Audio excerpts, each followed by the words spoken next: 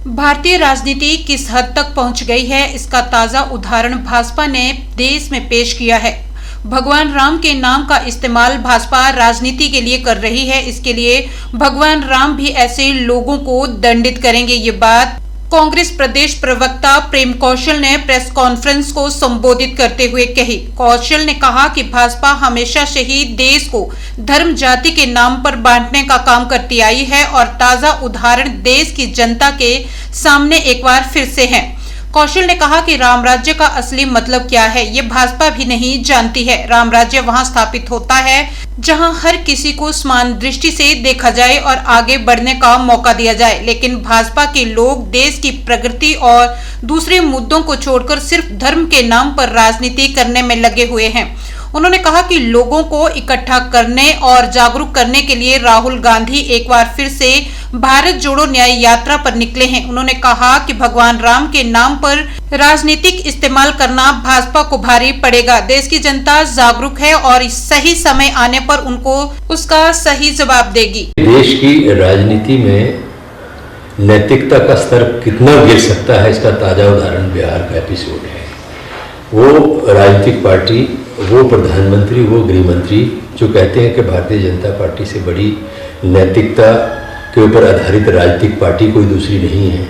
आज उस पार्टी ने, जिसके नेता ने बार बार ये कहा कि भारतीय जनता पार्टी के दरवाजे जनता दल यूनाइटेड के लिए हमेशा के लिए बंद हो चुके हैं। कितनी बार ये नीतीश कुमार मुख्यमंत्री बनने के लिए मुख्यमंत्री पद से त्यागपत्र देते हैं, अपने आप में एक रिकॉर्ड है।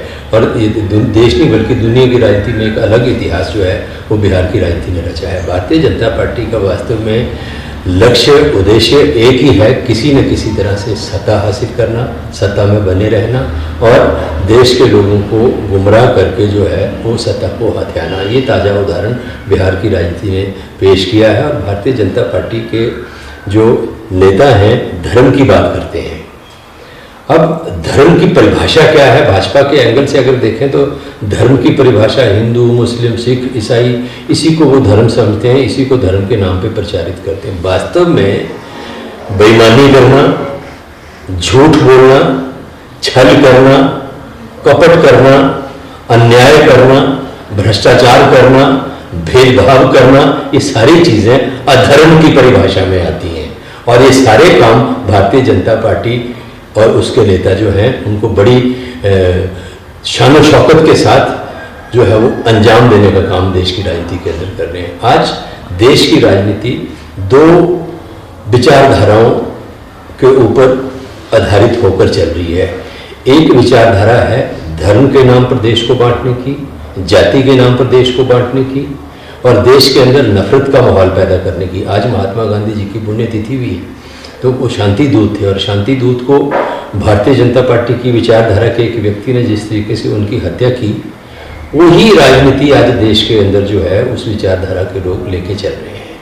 दूसरी तरफ ये राम मंदिर की बात करते हैं, भगवान राम की बात करते हैं। मैं तो कहता हूँ कि भगवान राम भी भारतीय जनता पार्टी के नेताओं को दंडित करेंगे। भगवान राम विष्णु का अवतार है और भगवान राम के नाम का और भगवान राम का जिस तरीके से भाजपा के नेताओं ने राजनीतिक इस्तेमाल करने का प्रयास किया है, निश्चित तौर पर भगवान राम उनको दंडित करेंगे उसके लिए। और दो विचारधाराएं मैंने कहा कि एक तो है धर्म के नाम पर देश को बांटने की, धर्म के नाम पर समाज को बांटने की और देश के अंदर नफरत फैलाने की, और दूसरी विचारधारा है देश के अंदर राम राज्य स्थापित करने की, जिसको लेकर राहुल गांधी जो है वो भारत जोड़ो न्याय यात्रा लेकर रुक रहे हैं। राम राज्य की परिकल्पना क्या है, राम राज्य का मूल क्या है? राम राज्य का मतलब जहां जिस